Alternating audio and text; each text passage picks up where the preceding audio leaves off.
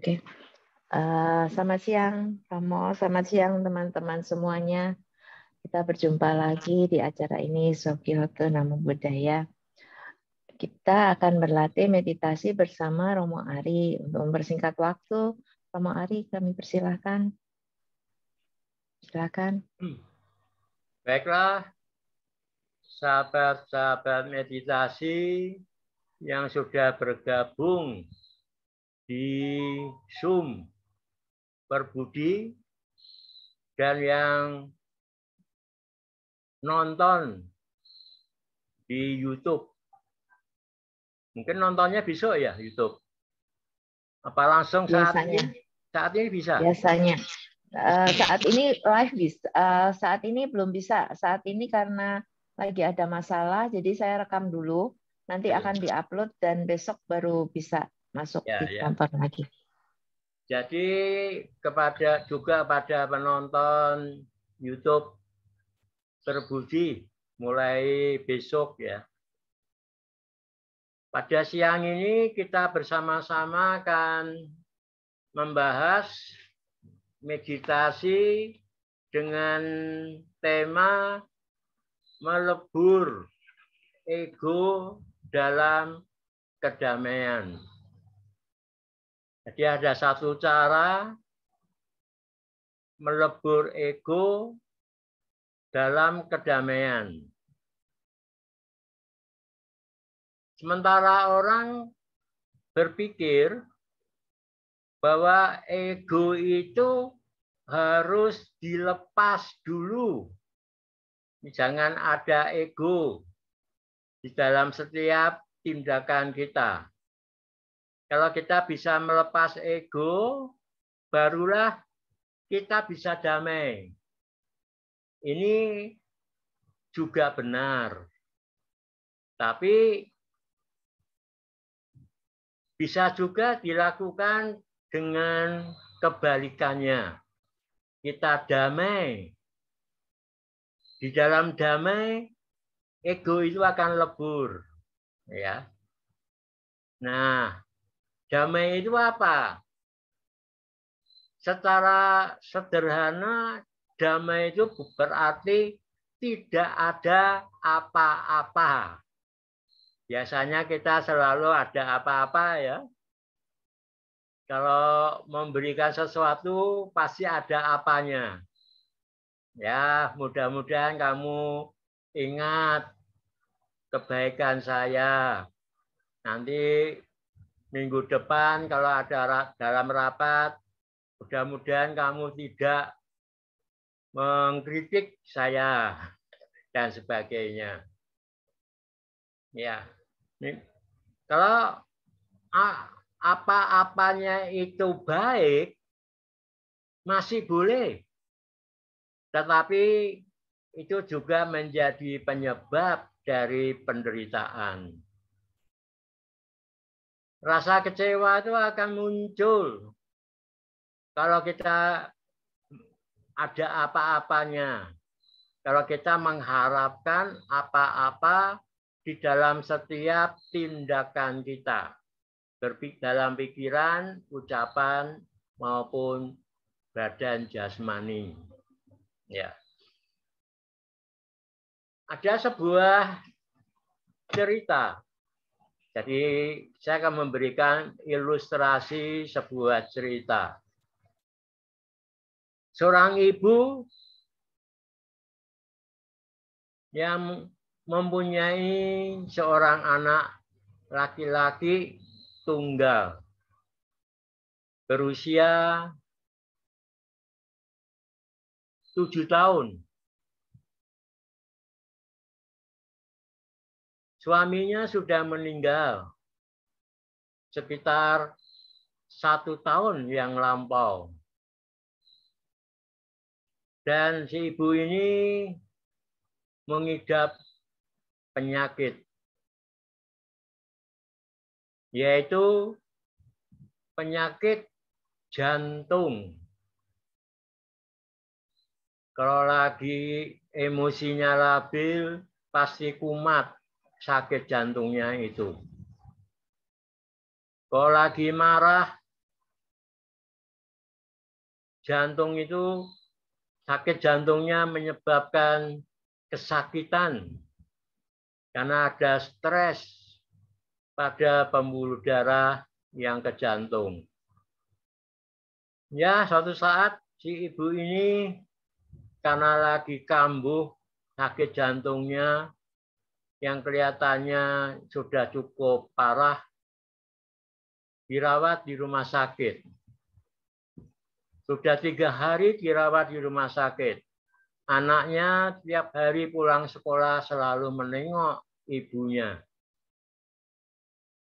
Pada hari keempat, si ibu ini sudah merasa tidak kuat. Kelihatannya ini saya sudah hampir game over. Sudah merasa bahwa saatnya sudah hampir tiba. Karena itu pagi sebelum anaknya datang menengok, sudah minta suster untuk telepon ke sekolah dan meminta anaknya datang ke rumah sakit. Anaknya datang diantar oleh wali kelas.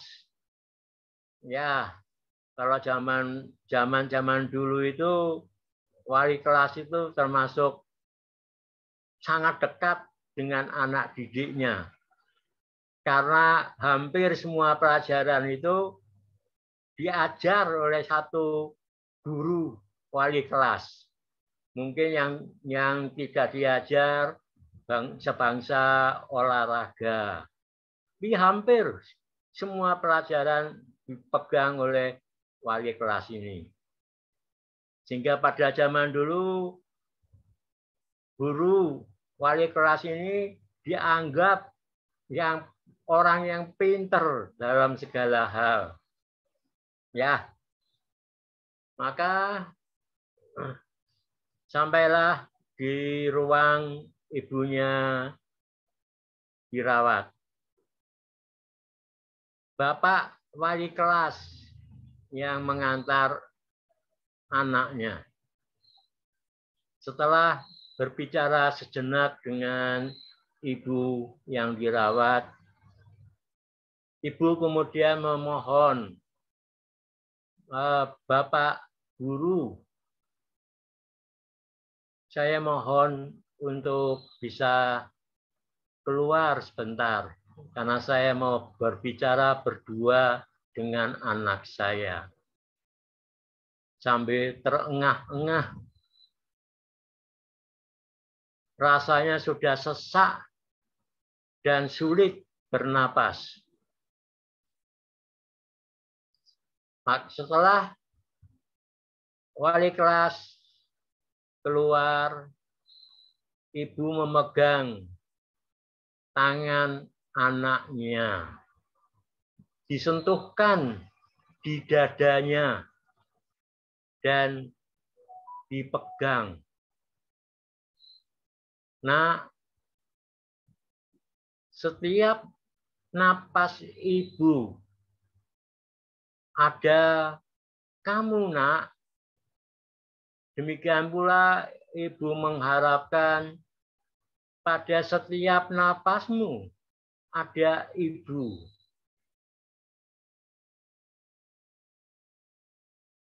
Si ibu diam sejenak, anaknya juga diam, merasakan sentuhan kasih sayang ibu.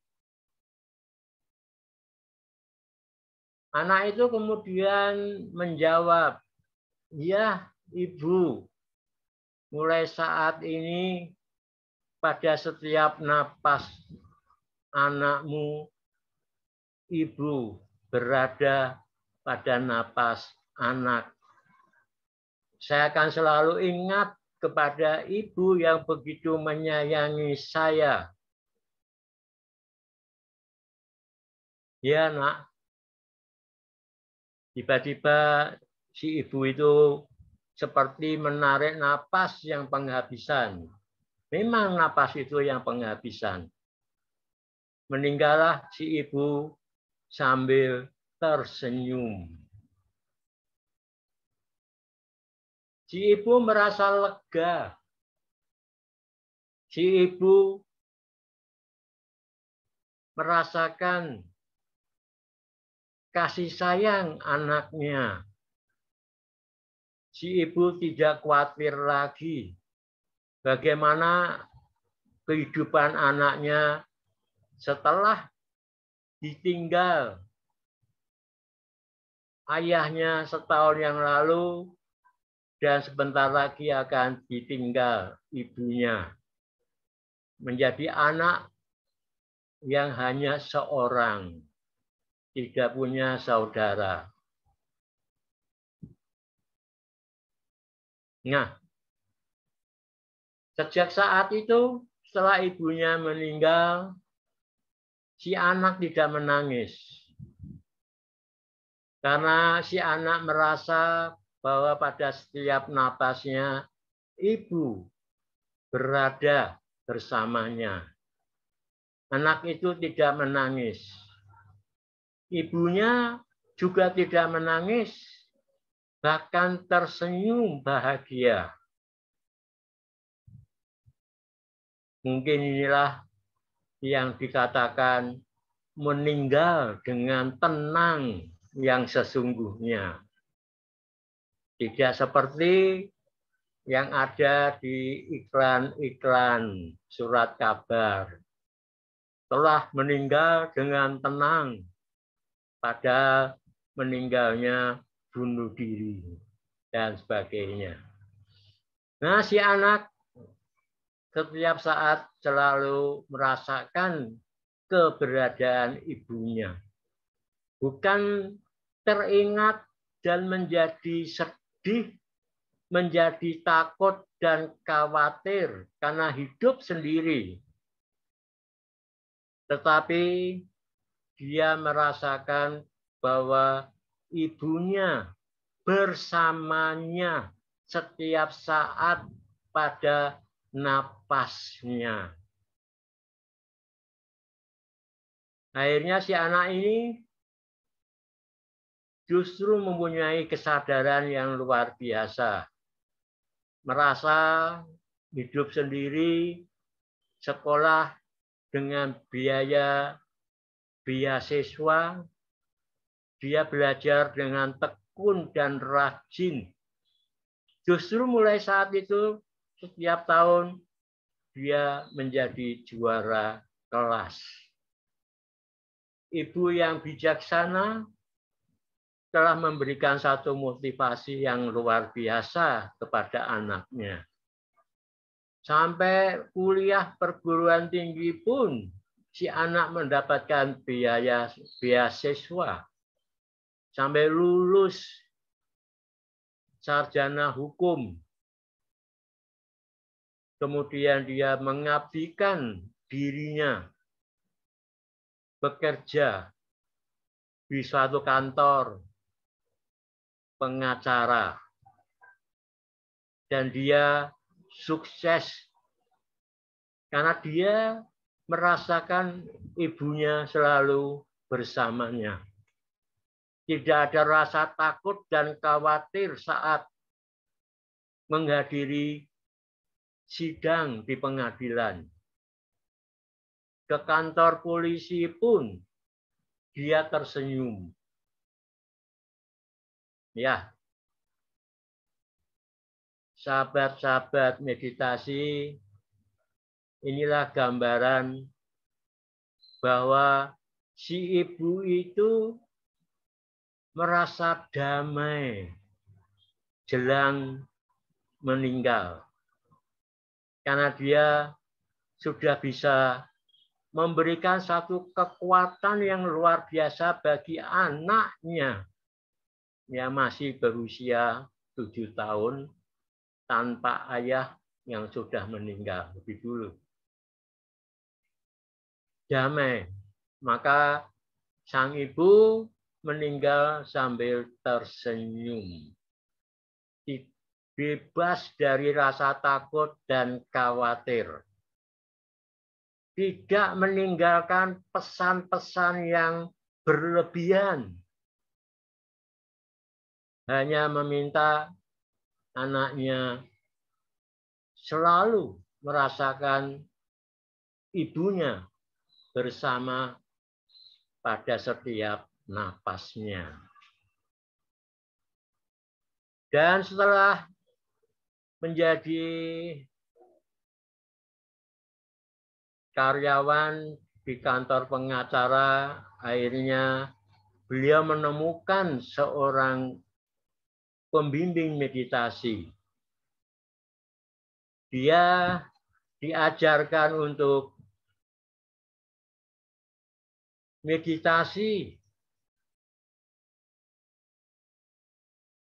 menyadari masuk keluarnya napas.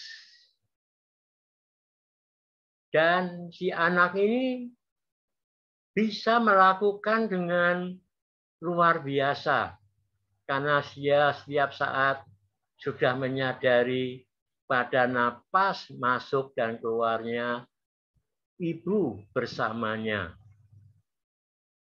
Akhirnya dikembangkan dengan menyadari masuk keluarnya napas.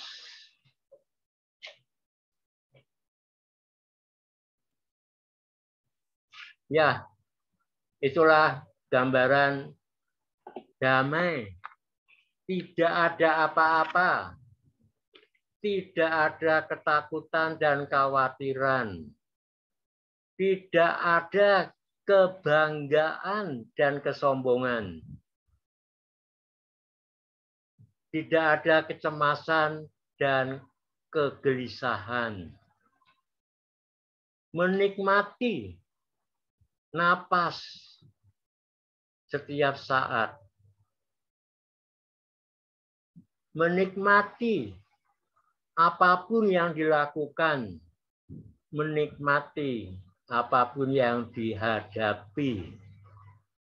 Dengan tetap tenang, sadar, dan waspada.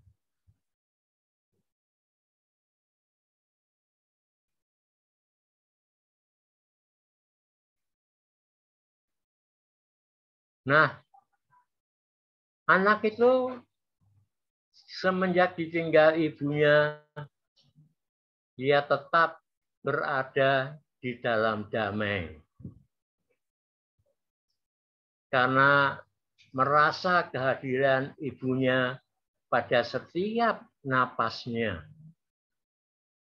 Dan ternyata kedamaian yang dirasakan anak ini mengikis egonya.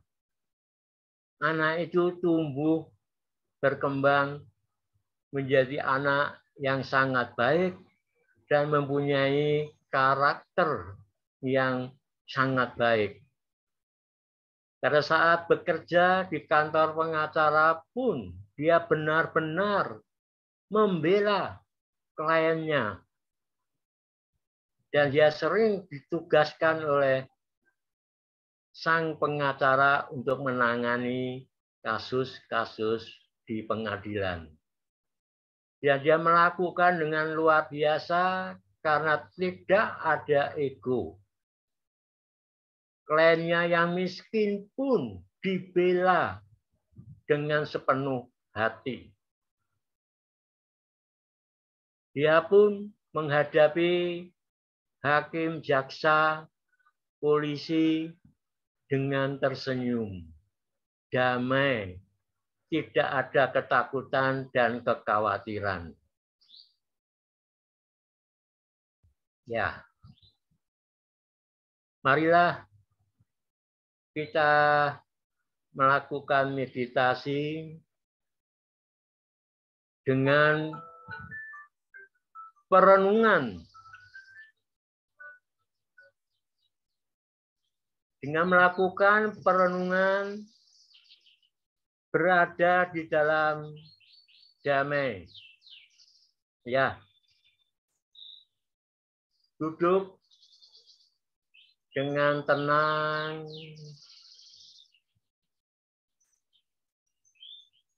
Kendorkan seluruh tubuh.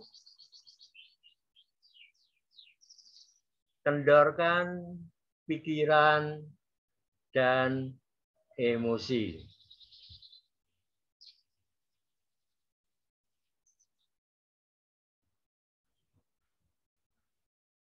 Membuat tekad dengan pikiran menyatu pada hati. Melakukan meditasi. Melepas ego dalam kedamaian. Melakukan meditasi. Melepas ego dalam kedamaian. Bernapas panjang 3 kali. Memasuki kondisi meditasi.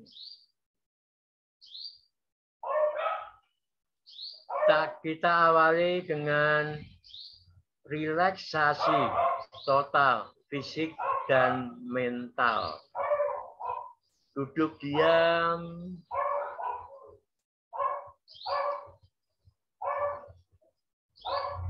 Kendorkan seluruh tubuh. Pikiran konsentrasi pada perut. Biarkan perut bergerak naik dan turun sebagai perwujudan dari bernapas dan mengeluarkan napas. Bernapas dengan lembut, dengan perlahan, dengan kasih sayang.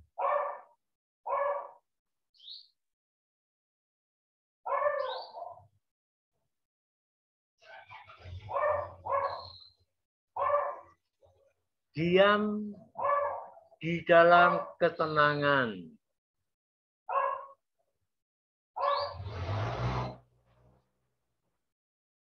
Hanya ada napas masuk dan keluar dalam wujud naik turunnya perut.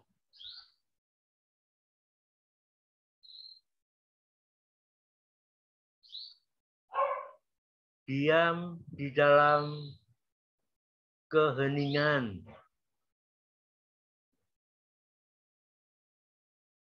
Tidak berpikir dan mengingat sesuatu.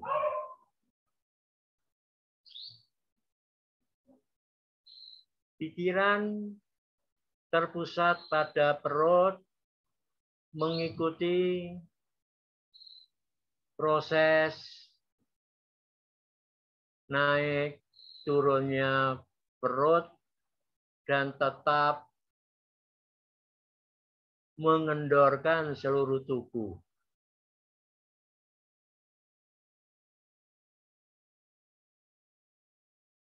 Biarkan napas bergerak dengan sendirinya.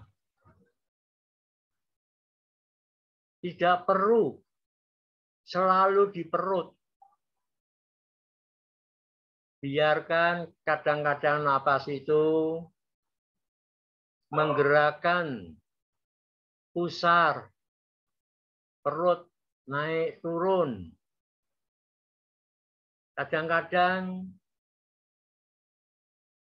menggerakkan di antara pusar dan ulu hati. Di situ seperti ada bulatan yang bergerak naik dan turun.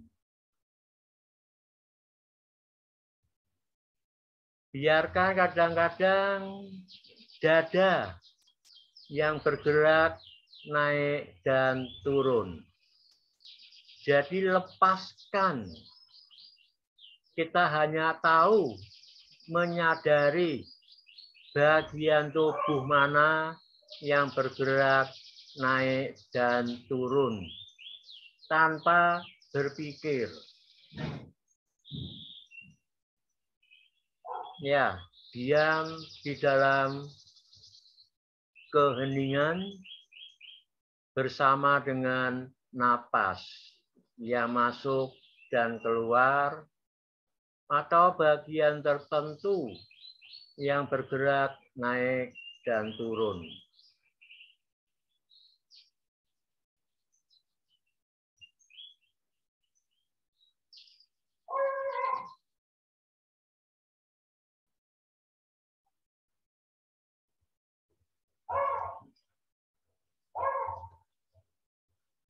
Sehingga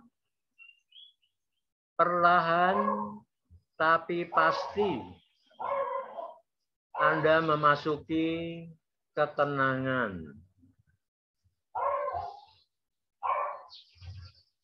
Kemudian Anda memasuki keheningan.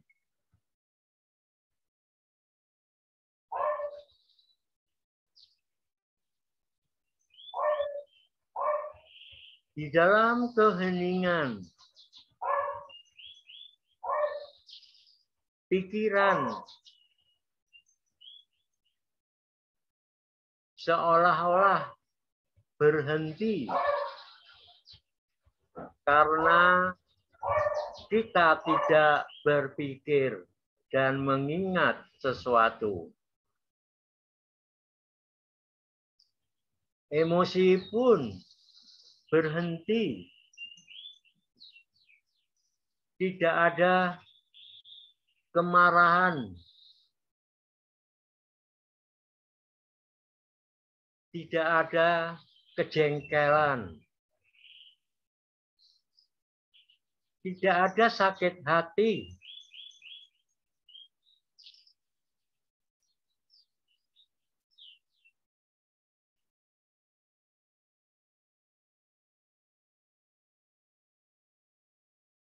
Dalam kondisi hening.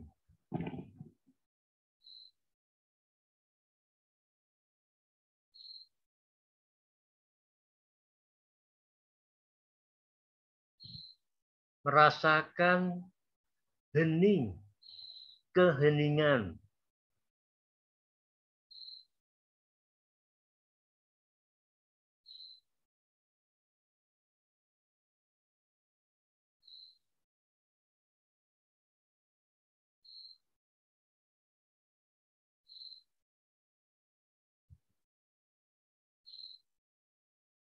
Di dalam keheningan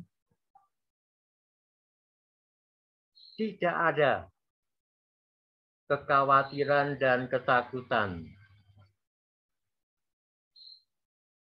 Tidak ada kecemasan dan kegelisahan.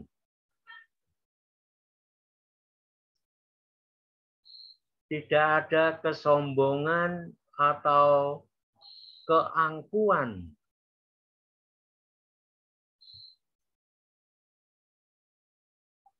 Tidak ada keinginan. Tidak ada apa-apa. Hanya hening. Hening. Hening. Hening. Hening. Hening. Hening.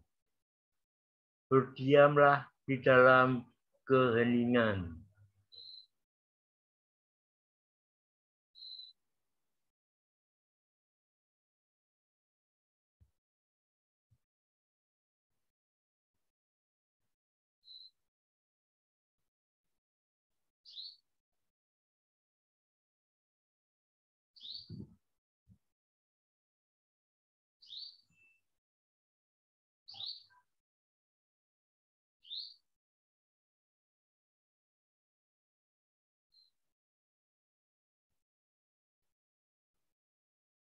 Di dalam keheningan tidak ada apa-apa.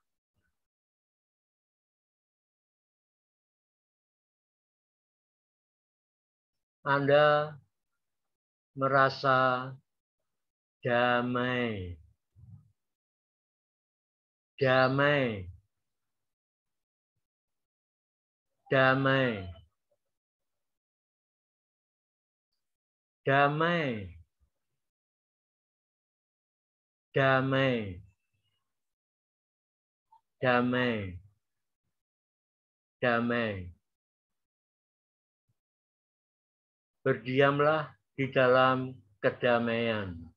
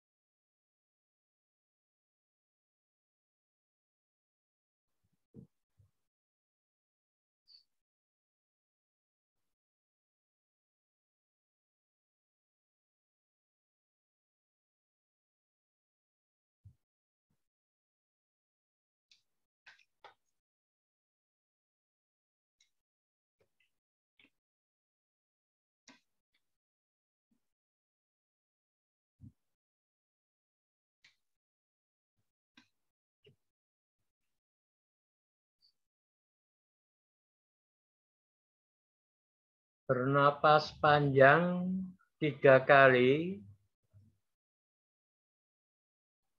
Duduk dengan tenang. Kendorkan seluruh tubuh. Merasakan kedamaian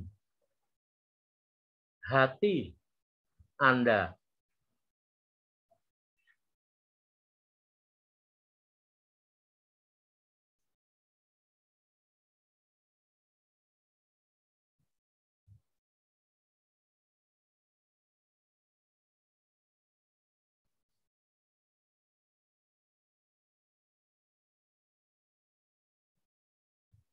Bernapas panjang 3 kali.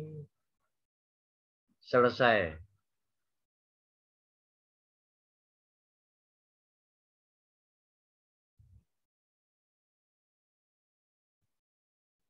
Ya, memang di dalam meditasi itu banyak sering melakukan perenungan dengan pikiran. Karena meditasi memang sekaligus adalah perenungan. Seperti pengembangan pikiran cinta kasih, itu pun juga merupakan perenungan. Menyadari masuk keluarnya napas itu juga perenungan. Jadi perenungan pada masuk dan keluarnya napas. Ya. Kalau Buddha Nusati, Dhamma Nusati, Sangha Nusati itu jelas perenungan terhadap sifat-sifat luhur Buddha, Dhamma, dan Sangha. Jadi meditasi itu sesungguhnya perenungan. Perenungan yang makin mendalam karena konsentrasinya makin kuat. Kesadarannya makin berkembang. Ya, waktu kami serahkan kembali pada Santi. Terima kasih banyak Romo atas bimbingannya. Ya, Ya, sama-sama. teman-teman, ada yang ingin bertanya atau sharing pengalaman saat tadi meditasi? Silakan nyalakan mic-nya aja, atau kalau tidak bisa tulis di chat, nanti saya bacakan. Ada yang ingin bertanya atau sharing? Silakan. Ada? Nah, kalau nggak ada, mungkin saya sharing dulu ya, Romo. Ya. Tadi saat meditasi hari ini nggak tahu kenapa rasanya terlalu damai, Romo, sehingga nggak tahu antara tidur atau enggak, tapi begitu pikiran lenceng aja ya pasti akan maksudnya jadi kok sadar, jadi badan ikut-ikutan memperingatkan bahwa kamu udah lepas dari objek gitu, seolah-olah badannya yang mengingatkan gitu ceritanya. Dan kalau meditasi kedamaian kayak gini tenang, jadi lebih terlalu tenang gitu sehingga membuat jadi ngantuk apa enggak sih, Romo? Jadi salah apa enggak sih? Ya, memang kalau kita sudah biasa meditasi, hubungan antara tubuh, pikiran, dan perasaan atau emosi itu menjadi makin dekat, makin akrab. Sehingga bisa satu peringatan diberikan oleh tubuh seperti Santi tadi. Dan kalau pikirannya kacau, napas pun juga akan menjadi kacau. Jadi antara napas dengan pikiran itu berhubungan. Karena itu kalau memperhatikan napas, sesungguhnya kita juga memperhatikan pikiran. Asal napasnya kacau, wah ini pasti pikirannya kacau. Ya. Memang kondisi meditasi perenungan dengan perenungan seperti tadi itu bisa mempengaruhi kondisi emosi kita, perasaan kita.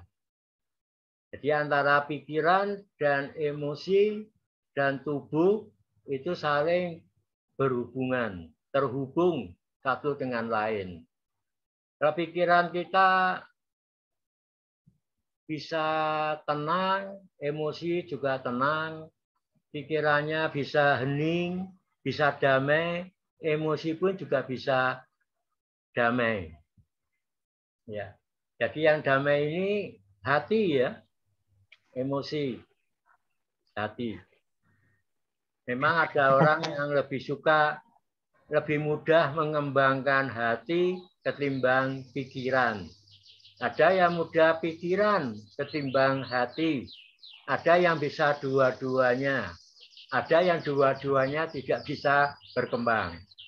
Itu bakat sangat menentukan. Tetapi latihan meditasi yang dilakukan setiap hari, bahkan setiap saat, itu pasti akan berkembang. Ya. Seperti orang Makasih. di kelas yang cerdas tapi menggampangkan, bisa kalah dengan anak yang kurang cerdas tapi yang tekun belajar. Dia begitu tekun dan rajin belajar, dia bisa mempunyai nilai yang lebih baik ketimbang yang cerdas tapi menggampangkan. Karena itu yang penting dalam meditasi ini adalah ketekunan. Tekun tiap hari tanpa terlewat. Di bahasanya tiada hari tanpa meditasi. Bahkan setiap saat pada yang dihadapi dan yang dilakukan. Ya, Santi. Ya, makasih banyak Romo. Ya, Ada lagi yang ingin bertanya? Silakan. Saya Romo. Ya, silakan. Saya Romo. Maaf Romo, ini internetnya lagi error. Ya, nggak apa-apa, silakan. Ya, Ping Romo. Ini Silakan. saya mau nanya, meditasi ego ini termasuk cinta kasih bukan Romo? Iya. Termasuk meditasi. Mirip-mirip lah. Tapi ini lebih banyak masuk pada kedamaian itu. Lebih banyak pada hati atau perasaan. Kalau cinta kasih itu pada pikiran. Hati itu pada perasaan. Perasaan termasuk perasaan. Ya. Demikian pula damai. Damai itu memang melalui tahap tenang, hening, ketenangan yang mendalam masuk pada keheningan. Keheningan yang mendalam sudah tidak ada apa-apa lagi, itu masuk pada kedamaian. Ya. Ada lagi yang ingin bertanya? Ya, silakan. Kalau Anda duduk diam, misalnya dimanapun Anda duduk diam, tidak mikir apa-apa, tidak mengingat apa-apa, Anda bisa masuk di dalam ketenangan, keheningan, dan kedamaian. Hanya duduk diam. Diam, tidak berpikir, dan mengingat sesuatu. Kuncinya hanya itu aja. Ya. Nah, bisa dibarengi dengan merasakan angin yang semilir atau napas perut. Nah, dalam hal ini memang kita melepas, tidak terikat pada perut, tidak harus di perut terus. Karena napas itu bisa yang naik turun bisa perut, bisa antara pusat dengan ulu hati. Di situ ada diafragma. Kita kan bernapas dengan diafragma itu. Kemudian bisa di dada. Nah, kalau kita membiarkan saja, dia bergerak dengan sendirinya bagian yang mana, tapi kita tidak boleh melepas kesadaran. Harus tahu, oh ini yang bergerak di bagian dada. Dada pun di sini hanya naik turun ya, dada naik turun, bukan ke atas ke bawah. Hanya naik turun dadanya. Oh, nanti pindah lagi ke perut. Kita harus tahu. Membiarkan itu berpindah-pindah, tapi kita harus tahu pindah kemana, dan disitulah kita menyadari prosesnya. Ya, mungkin lebih mudah dibanding kalau harus di perut terus. Ya, ya, lanjut. Ya, makasih. Ada lagi yang ingin bertanya? Silakan, nyalakan aja. Ada? Saya deh, Romo. Ada? Ya, silakan. Maaf, kameranya off Ya, dulu. nggak apa-apa. Itu mau kalau kita meditasi, kalau mau meletakkan dulu pikiran di satu saat biar kita bisa fokus meditasi itu gimana ya, Mo? Contohnya tadi ini, lagi meditasi, tiba-tiba aku dengar suara itu, nah, bos aku gitu kan, mulai tuh timbul kayak gelisah gitu. Padahal kan kita bisa aja tetap fokus meditasi, tapi mulai mengganggu gitu, Mo. Aduh, kayak kegelisahan timbul. Itu gimana ya, Mo? Walau jadi tetap duduk, tapi pikiran nggak konsen. Jadi kan kayak semacam duduk sia-sia gitu mau gimana Ya, ya mau biar letakkan dulu yang satu, kita fokus di sini dulu gitu mau gimana melatihnya mau. ya kalau ada suara-suara dari luar atau kadang-kadang suara yang timbul dalam pikiran, timbul di dalam perasaan, izinkan. Jadi jangan tidak mau. Izinkan, biarkan itu muncul. Atau suara-suara di luar, biarkan. Nah, kuncinya hanya satu, tahu, sadar ada suara dari luar. Kemudian tidak bereaksi. Tidak usah menanggapi dengan berpikir. Wah, lagi enak-enaknya sudah masuk hening, kelihatannya ini mau masuk ke damai, kok ada suara yang mengganggu. Nah, itu bereaksi. Kalau bereaksi, bubar. Itu termasuk godaan. Jadi itu semua termasuk godaan. Ya. Jadi tahu, sadar, amati, tidak berpikir, tidak merasa suka atau tidak suka. Itu aja kuncinya. Maka itu tidak akan mengganggu. Oh, pertamanya diizinkan dulu ya mau, diizinkan, ya. Jadi tidak menolak tapi diizinkan, otomatis nanti timbul perasaan itu ya mau. Ya, izinkan tapi tahu, sadar, tidak bereaksi. Tidak bereaksi itu berarti tidak berpikir, ya. Tapi mungkin memang perlu dilatih ya, mau nggak bisa langsung ya, mau. Ya memang harus tiap hari. Nah, pada yang kita lakukan tiap saat itu yang paling bagus. Ya, terima kasih, Mo. Ya, jadi. Ya lagi Romo. Jadi meditasi itu memang harus kita terapkan di dalam kehidupan sehari-hari. Jadi tidak bereaksi itu juga diterapkan. Dharma juga diterapkan. Sehingga dharma dan meditasi itu membawa manfaat kepada diri kita, juga manfaat bagi orang lain yang ada di sekitar kita. Jangan karena meditasi ada anak-anak yang lari-lari, teriak-teriak, kita langsung marah, kita bentak, dilempar sandal, dan sebagainya. Itu bukan meditasi. Nah, bagaimana anak-anak yang teriak-teriak itu supaya tidak mengganggu meditasi kita? Ya, kita tetap konsen pada objek meditasi, menyadari prosesnya atau sifatnya, dan tetap relaksasi.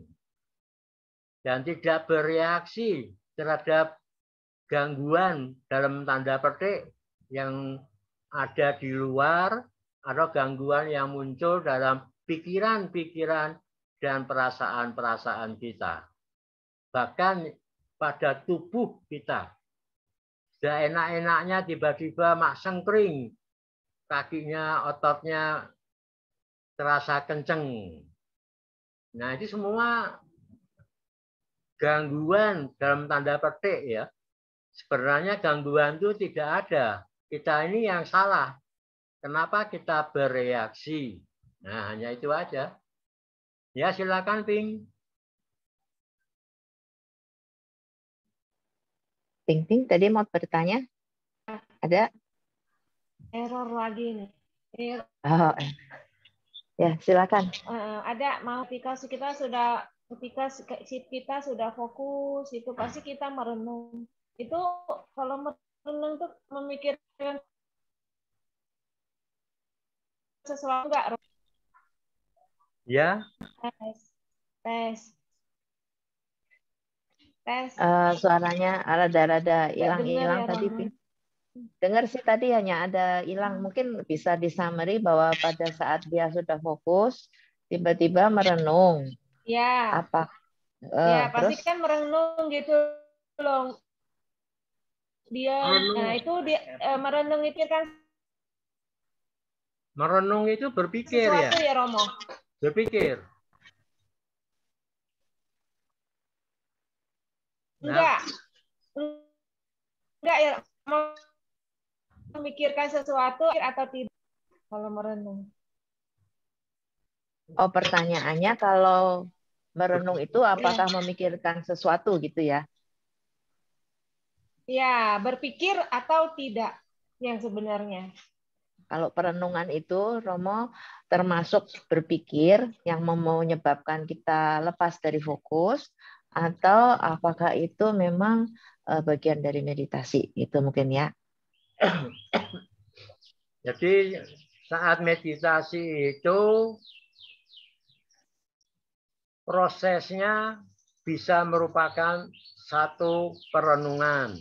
Seperti tadi, perenungan masuk dalam ketenangan, keheningan, tidak ada apa-apa, tidak ada ketakutan, kekhawatiran, dan sebagainya. Itu perenungan, tetapi itu beda dengan berpikir yang biasa. Ya. Perenungan itu lebih pada melakukan perenungan itu dengan kesadaran. Jadi itu hanya satu alat bantu supaya kita menyadari bahwa tidak ada apa-apa itu berarti damai. Selama masih ada apa-apa, misalnya terasa sakit hati, merasa jengkel, merasa macam-macam, itu berarti belum damai. Kalau damai itu sudah berhenti, ya. Seperti masuk ke dalam telaga, tidak berpikir, jangan-jangan ini ada ularnya, jangan-jangan nanti saya tenggelam. Tidak berpikir, tapi merasakan sejuknya air telaga yang kita rasakan pada saat itu. Seperti demikian dengan tenang, hening, damai. Seperti itulah kita menyadari, merasakan tenang, menyadari memasuki keheningan, menyadari merasa damai. Ya. Jadi jangan berpikir damai itu apa nantinya ya. Berarti boleh dikatakan bahwa kesadaran itu justru melihat kepikiran kita sendiri dan melihat apa yang kita pikirkan. Kesadaran itu lebih di atasnya pikiran ya. Kalau pikirannya udah kemana-mana, itu kesadaran yang lihat gitu kan ya. Dan kesadaran itu juga pikiran. Betul, jadi hanya bagian dari pikiran, tapi yang mengawasi pikiran itu sendiri ya. Ya, jadi pikiran kita akan tahu kita akan lagi mikirin apa, apakah fokus ke fokusnya, ke objeknya, atau kita lagi ngelamun gitu kan ya. Ya tahu. Itu perbedaannya. Udah jelas, Ping? Jadi ada lagi yang dalam, tanya? Dalam, San. Itu dalam. Sampai bingung. Iya. Pikiran itu alatnya. Putus-putus. Pikiran yang digunakan untuk menyadari sesuatu yang muncul dalam pikiran kita. Itulah kesadaran. Jadi sebenarnya kesadaran itu adalah arus pikiran. Arus pikiran yang sedang menyadari munculnya pikiran-pikiran, yang sedang menyadari ada suara yang menyentuh indera pendengaran, sehingga menyadari ada suara. Karena indera-indera kita itu hanya bisa bekerja kalau kesadaran masuk ke situ. Misalnya kita sedang asik, anak kecil lagi bermain, katakanlah main kartu. Sangat asik. pikirannya terpusat pada permainan itu. Dipanggil oleh mamahnya, nggak dengar dia. Karena kesadarannya sedang mengalir pada permainan. Ya. Kalau kesadaran sedang mengalir pada telinga, mendengar musik yang sangat kita sukai, itu pun juga kalau ada orang yang lewat di depan kita, kita tidak tahu. Itu kesadaran itu keadaan tahu berarti. Ya. Baik. Mungkin udah jelas ya? Ya. Udah jelas atau ada yang ingin bertanyakan lagi? Makasih Romo, makasih Cik San. Ya, makasih. Ada lagi yang ingin bertanya? Silakan. Nyalakan mic-nya. Nah, kalau nggak ada, pengen tahu nih Romo, sebetulnya yang namanya ego itu tuh di mana, dan itu kayaknya bukan sesuatu yang harus kita hilangkan, tapi kalau kita sadarin, ego itu sendiri akan lenyap, betul nggak Romo? Jadi ibaratnya melatih ego untuk lenyap itu sebetulnya, kalau kita menginginkan ego lenyap itu kita jadi lebih membenci ya, jadi makin salah. Sebetulnya kalau kita lihat ego itu jadi egonya sendiri jadi lenyap, bener nggak ya Romo? Kalau kita bisa konsentrasi pada yang kita lakukan, misalnya saat ini kita sedang berbicara, kalau saya konsentrasi pada bicara, menyadari yang saya bicarakan, ini ego tidak akan muncul. Tapi kalau saya berbicara tanpa konsentrasi, kan dipekerjakan untuk konsentrasi, maka pikiran itu akan kemana-mana, sehingga timbullah ego. Kalau pembicaraan itu tidak sesuai dengan ide saya, nah itu ego. Pembicaraan itu tidak menyenangkan saya, menyenangkan karena tidak sependapat dengan saya sebenarnya. Belum tentu yang diucapkan mereka itu tidak menyenangkan. Sebetulnya itu bagus, tapi karena tidak sesuai dengan keinginan saya, nah disitulah ego berperanan.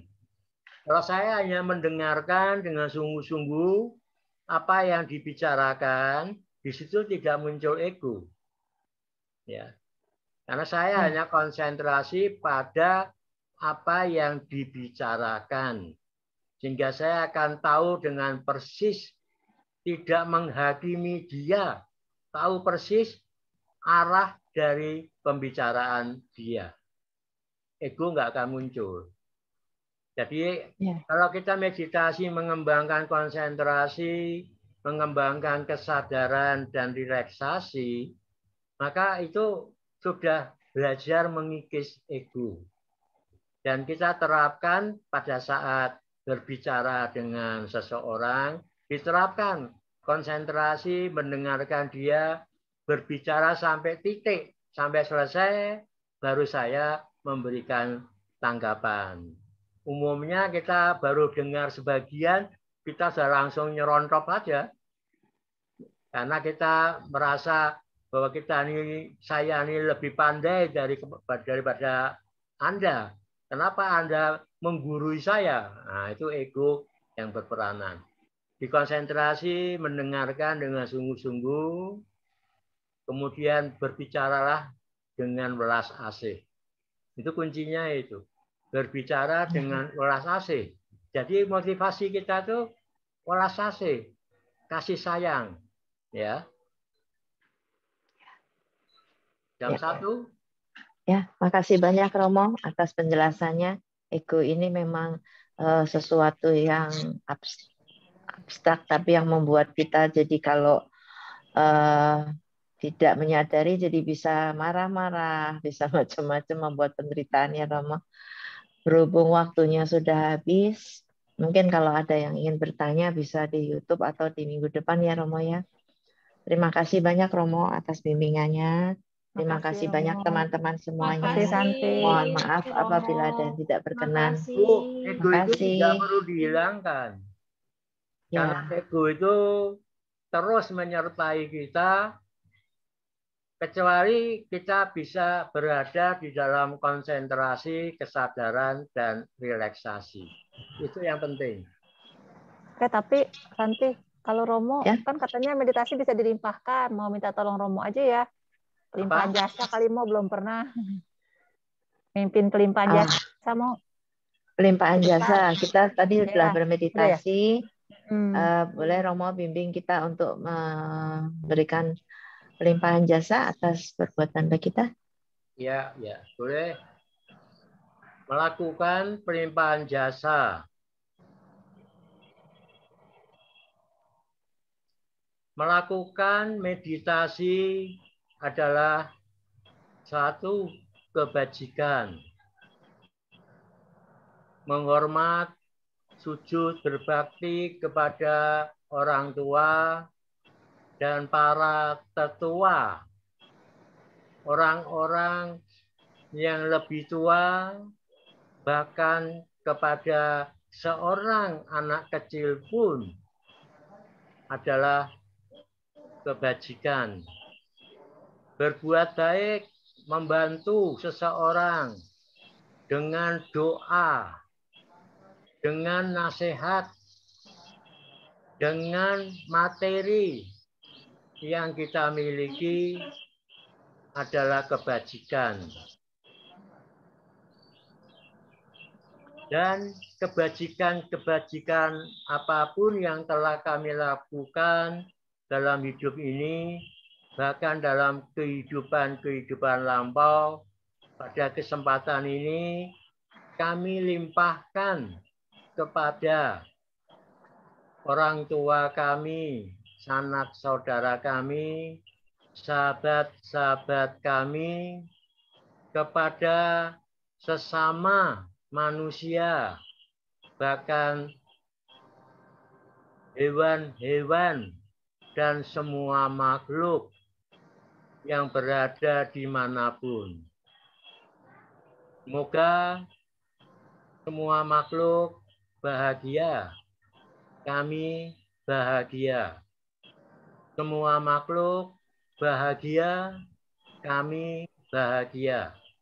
Semua makhluk bahagia, kami bahagia. Sadu. Sadu, sadu, sadu. Terima kasih Romo, terima kasih Santi. Romo. Terima kasih banyak Pak Namo Dana semuanya. Makasih. Makasih Herni, Mbak Sri, Mas Sri. Semuanya yang sudah hadir, ada yang baru nggak? Ini ada Yanti ya. Udah keluar. Tarin, ada yang baru Tarin namanya. Hantoro udah lama, hanya kadang-kadang aja. Lama lah. Ya, yang ke baru boleh.